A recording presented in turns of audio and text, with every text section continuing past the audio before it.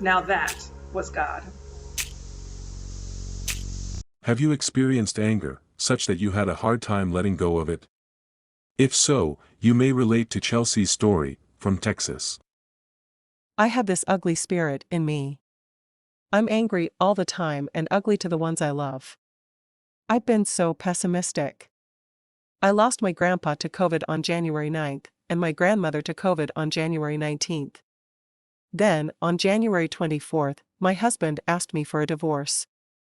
To top that all off, I had a biopsy and was waiting to hear if I had cancer, but I refused to believe that I did.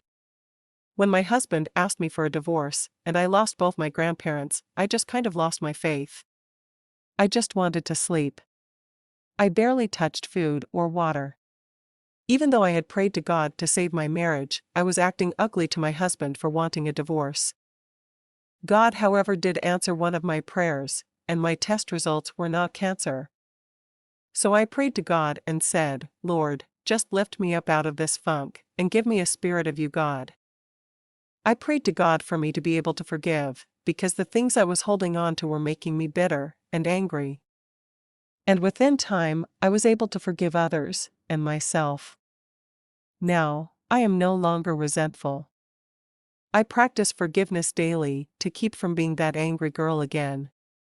I also prayed to God for restoration, and it came in many of my relationships. God answered my prayers. Now that was God. No good can come from holding on to anger. Through prayer and time, you too will be able to let go of anger, bitterness, and resentment when you practice forgiveness. Because churning milk makes curds, squeezing the nose brings blood, and stirring up anger produces strife. Proverbs 30:33. Let go of anger, and leave rage behind. Don't get upset, it will only lead to evil. Psalm 37 verse 8. Everyone should be quick to listen, slow to speak, and slow to become angry, for man's anger does not bring about the righteous life that God desires. James 1 verses 19 to 20. In your anger, do not sin. Do not let the sun go down while you are still angry, and do not give the devil a foothold. Ephesians 4:26 to 27. A soft answer turns away wrath, but a harsh word stirs up anger.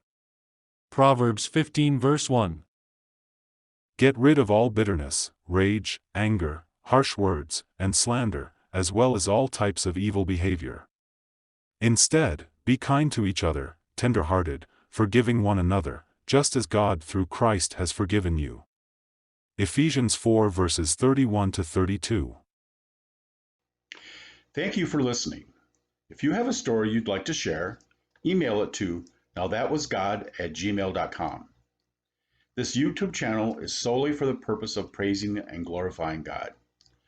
Don't forget to click on the logo button below to subscribe to this channel.